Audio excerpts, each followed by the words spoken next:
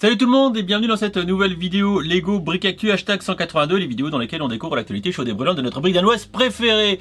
Et aujourd'hui on va parler des nouveautés 2023 qui depuis le 2 décembre commence à pleuvoir. C'est même plus une pluie, c'est le déluge. Les nouveautés 2023 qui commencent à être mises en ligne sur le shop, on n'a pas encore tout très certainement, mais on en a déjà beaucoup. Donc on va faire aujourd'hui le récap de ce que le premier semestre, le début de l'année 2023 va nous réserver du côté de notre brique danoise préférée. Également un petit récap des offres qui sont en cours depuis le début du mois, donc pour décembre 2022 avec le retour de certains goodies, le retour du simplet, bref, on va parler de tout ça, je vous en dis pas plus, ça va peut-être être un peu long, donc autant y aller tout de suite, c'est parti. Wow, mais quel programme cette brique actu! Alors si t'aimes, t'oublies pas de laisser un pouce en l'air et surtout, tu t'abonnes à la chaîne et que t'actives les notifications. Et vu qu'aujourd'hui je suis en train d'usiner du bois à gros coups de rayons laser, je vais principalement m'appuyer comme d'habitude sur le site de mon confrère, de mon copain Hotbricks, le seul et l'unique, tout le reste n'est que contrefaçon. Évidemment, vous le savez, le shop est rempli de promotions de manière régulière et depuis le mois de décembre, le premier d'ailleurs, un nouveau lot de promos est en ligne, donc des gifts with purchase pour les aficionados, n'est-ce pas?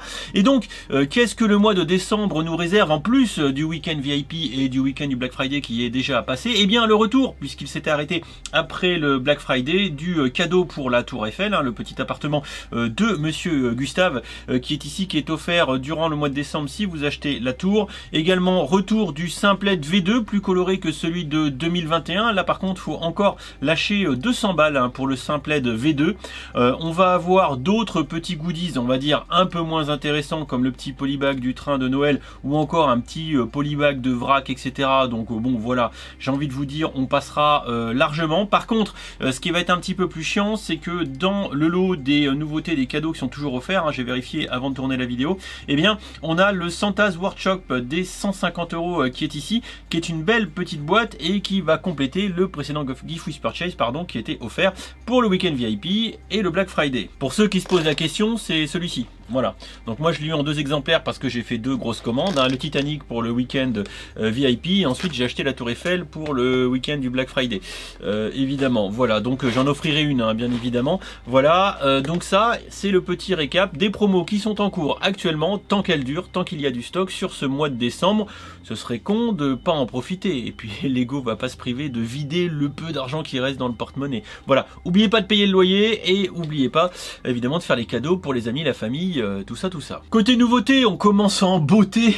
On va se faire une beauté avec quelques boîtes du premier semestre 2023 dans la gamme Disney, avec toutes les licences que ça peut comporter, que ça soit Vaiana, je sais même pas si c'est Vaiana, si c'est la Reine des Neiges. Enfin voilà, moi c'est pas des trucs que je maîtrise de ouf, bien évidemment, c'est un petit peu moins mes thématiques, mais à n'en pas douter que les jeunes ch'tites enfants qui apprécient ces licences seront peut-être ravis de pouvoir étoffer leur collection, si ce n'est que le prix toujours un petit peu sur ces boîtes tabasse un petit peu. Plus intéressant, enfin quand je dis plus intéressant, c'est que pour moi la gamme Minecraft a toujours été une gamme assez riche en termes de de créativité. C'est un peu sandbox, bac à sable, c'est le principe du jeu vidéo, et c'est une licence qui doit tourner chez Lego, puisque regardez le nombre de boîtes qui vont encore sortir. Je vous laisse regarder les prix bien évidemment, et du coup ces boîtes Minecraft, elles viennent s'ajouter à une liste qui est déjà longue.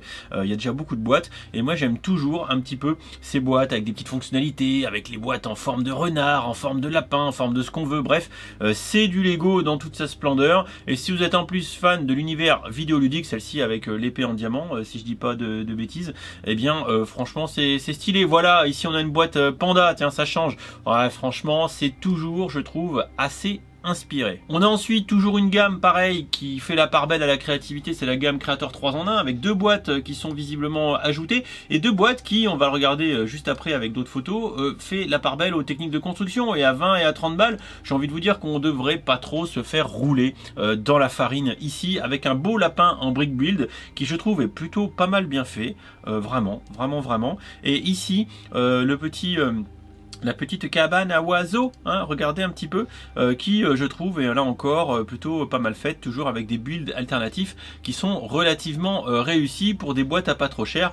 J'ai envie de vous dire qu'on prend pas de grands risques de ce point de vue là. Monkey Kid, la gamme qui est bien évidemment dédiée au marché chinois, on le sait, des boîtes qu'on avait déjà plus ou moins vues, principalement pour le mecha ici, qui viennent étoffer une collection qui est déjà bien fournie avec des gros animaux bien massifs, hein, tout comme les prix de certaines boîtes, parce que vous voyez on a du 100 balles ou encore du 140 balles pour le mecha. Voilà, il est vrai que pour moi Monkey Kid c'est un petit peu le Ninjago V2 quoi, c'est-à-dire ce que Ninjago devrait être en ce moment et que Ninjago n'est pas, hein, on va pas se leurrer.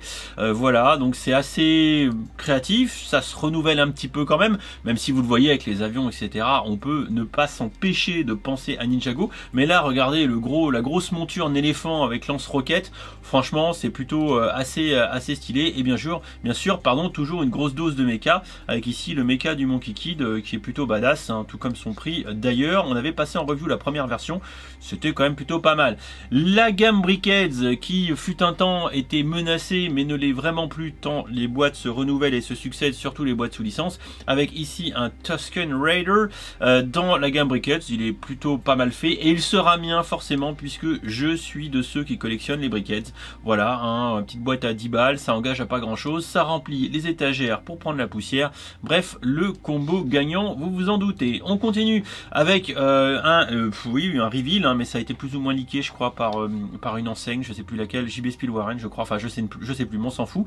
Donc ici la Nissan Skyline GTR de Paul Walker dans la saga des Fast and Furious, qui pourra rejoindre vos étagères avec la voiture de Toretto évidemment. Donc bon voilà, c'est une Speed Champions, hein, y a pas de souci.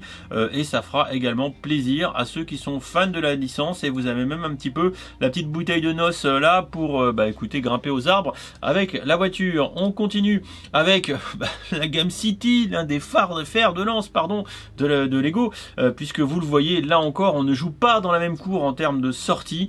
Beaucoup de boîtes avec les grands classiques, pimpon, véhicules de chantier, police, camion poubelle. Voilà, donc on est dans El Classico, mais bon avec des versions revues. Là vous voyez ça fait quand même une bonne grosse liste, hein, une bonne grosse liste de véhicules. Vous comme d'habitude pardon, vous en avez pour tous les prix.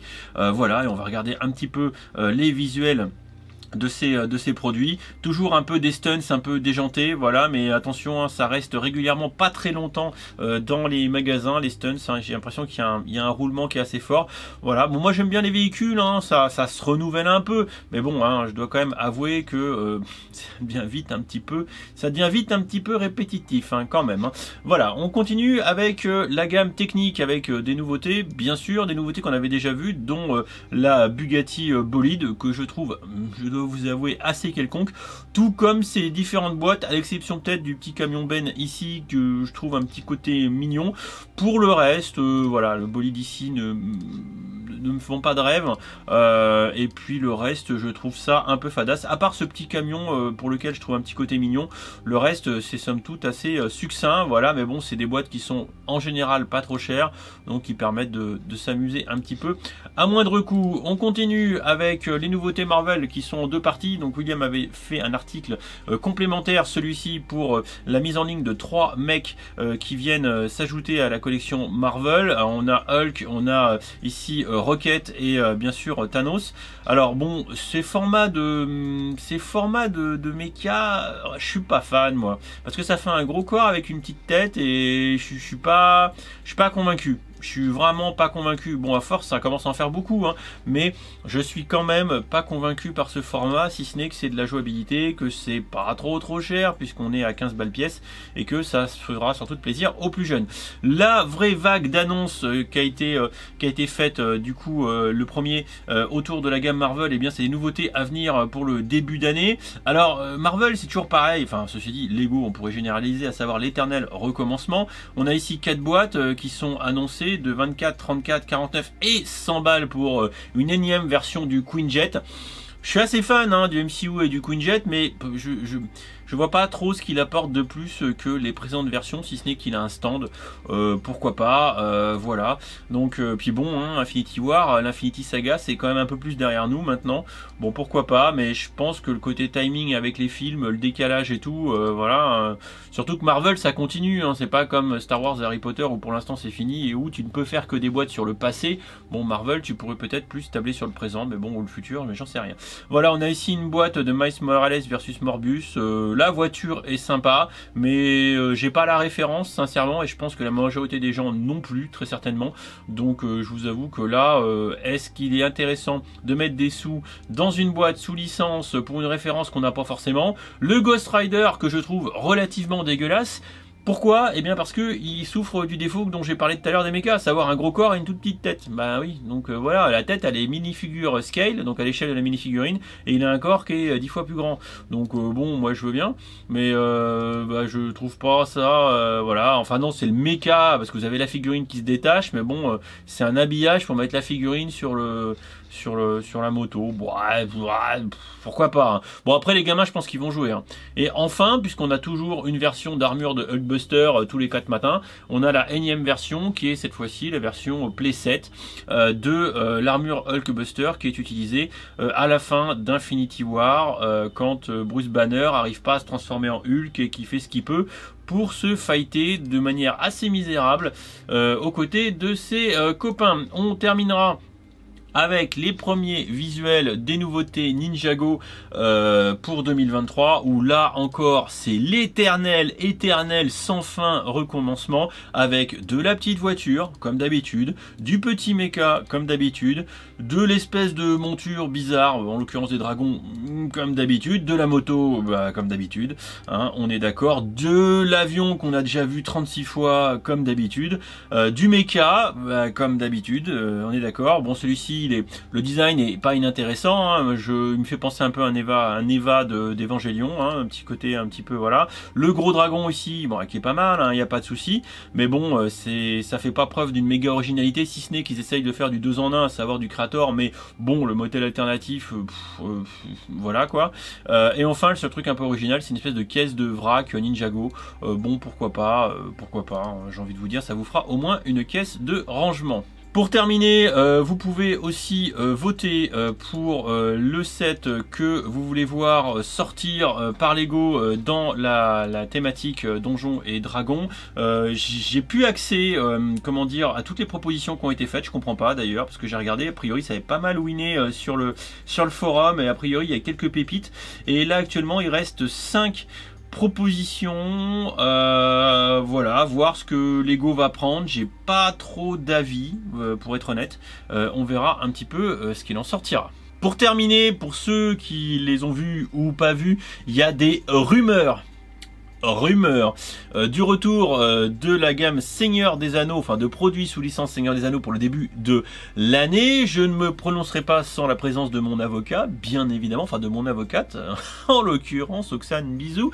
Et du coup, moi je suis méga hypé, j'ai hâte de voir tout ça, peut-être même de vous les présenter, sait-on jamais. Je vous avoue que ça me ferait assez plaisir. Et pour l'instant, j'ai aucune idée de l'étendue de ce que Lego va nous réserver du côté Lord of the Ring, mais je vous avoue quand même avoir quelque part un petit peu hâte. Pour terminer cette vidéo d'actu, je me questionne pas mal parce que j'ai une fin d'année qui va être très chargée. Pour ceux qui le suivraient pas, je vais commencer à faire quelques goodies. Ils sont en cours de fabrication, le design est terminé. Faudra suivre ça sur Twitch principalement et peut-être un peu Insta pour être tenu au courant. Je vous en dis pas plus. Et également, je me pose la question de refaire un compte sur TikTok. Vraiment, plus. C'est vrai que c'est peut-être pas forcément la bonne raison, mais plus par nécessité que par envie. J'ai envie de vous dire, j'ai envie de l'expliquer comme ça. Mais vous, est-ce que vous passez du temps sur TikTok? Quelle est un petit peu votre consommation de ce média qui petit à petit s'impose quand même? Et vu que 1, il y a que les cons qui changent pas d'avis, et 2, faut pas mettre quand même tous ses œufs dans le même panier, même si j'ai déjà quand même pas mal de paniers, je pense que ça mérite d'être réfléchi. Et écoutez, vous la communauté, n'hésitez pas à me dire ce que vous en pensez. N'oubliez pas non plus, rendez-vous mi-décembre du 12 au 19 ou un truc comme ça sur Twitch pour une semaine complète de live pour le SAM 2022, le stream Against la mucoviscidose, un event caritatif auquel je vais participer toute la semaine depuis chez moi. ici, voilà, où on va monter la Tour Eiffel en marathon. William a mis 20 heures, donc moi je compte le double, voilà 40. Et on la finira en live à Paris, à l'e-spot avec les autres streamers. Et je pense que je les ferai venir un par un de temps en temps pour m'aider ou me ralentir au choix. Et ça devrait être assez sympa et ça se passera mi-décembre et vous serez bien évidemment tenus au courant. Voilà, je vous fais des bisous, je vous souhaite de passer un bon week-end avec une météo qui s'est largement rafraîchie. Et puis n'hésitez pas à me dire ce que vous trouvez de sympa, pas sympa sur ces nouveautés 2023 que je trouve bof. Rien qui m'a fait décoller les briques du sol là clairement, mais bon, peut-être que vous il y a des choses qui vous ont intéressé et je vous tiendrai au courant en zone communauté de la chaîne YouTube ou sur YouTube tout court s'il y a d'autres choses qui sortent et qui présentent un intérêt. Des bisous, à très vite, un bon week-end.